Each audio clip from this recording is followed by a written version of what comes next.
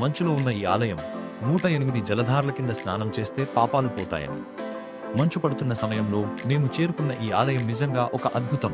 Hello అందరికీ, మా channel Sai Kumar tours కు స్వాగతం. మన నేపాల్ యాత్ర డే 7కి స్వాగతం. ఈ రోజు ఉదయం పోఖరాలోని మా హోటల్ మురానోలో బ్రేక్ఫాస్ట్ చేసి మా ప్రయాణాన్ని ప్రారంభించాము. ఈ రోజు మా ప్రధాన గమ్యం ఎంతో పవిత్రమైన ముక్తినాథ్ ఆలయం. మేము పోఖరా నుంచి బయలుదేరి మార్గమధ్యంలో అందమైన ప్రదేశాలైన బేని, మార్ఫా, జోమ్సోమ్, బుస్తాన్ ప్రాంతాల విజిట్ చేస్తూ ప్రయాణించాము. బేని మార్కెట్ అంటే పోఖరా నుంచి ముక్తినాథ్కి వెళ్ళే మార్గంలో ఇది బేని స్టాప్ అనమాట. ఈ షాప్స్ ఇవన్నీ మార్కెట్ అనమాట. ఇది ఈ మార్గం మొత్తం కొండలు, నదులు, లోయలు, ఇలా ప్రకృతి అందాలతో నిండిపోయి ఉంటుంది.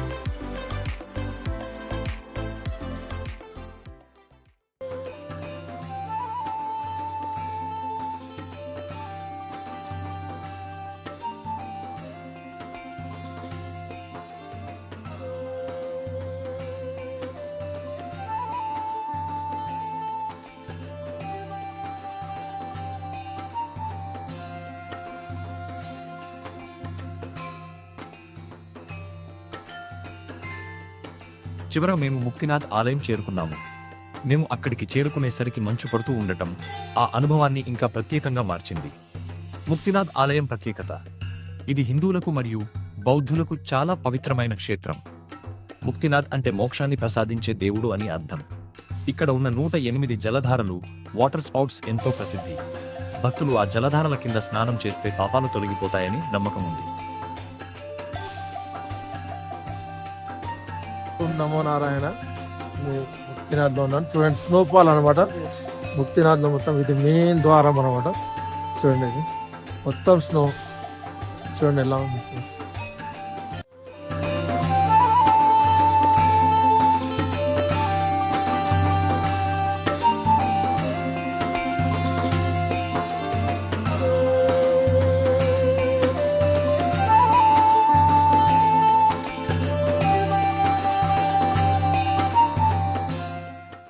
ఓం నమో నారాయణ. నేను ముక్తినాథ్లో ఉన్నాను. చూడండి, ముక్తినాథ్ టెంపుల్ అనమాట. ఇదే ముక్తేశ్వర మహారాజ్ ముక్తినాథ్ అంటే. చూడండి, స్నో పడుతూ ఉంది. చూడండి, ఇక మధ్యాహ్నం 1 గంట అవుతుంది. చూడండి ఎలా అవుతుంది. చూడండి ఇక సరౌండింగ్ ప్లేసెస్. ఓం నమో నారాయణ, ఓం నమో నారాయణ, ఓం నమో నారాయణ, ఓం నమో నారాయణ.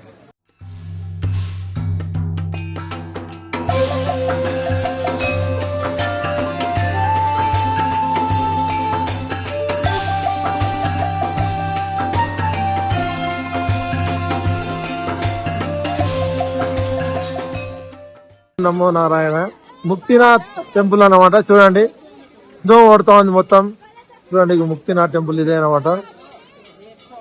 ఇక చూడండి, ఇగో మొత్తం మంచు అనమాట. ఇది స్నో పడుతూ ఉంది, మొత్తం స్నో.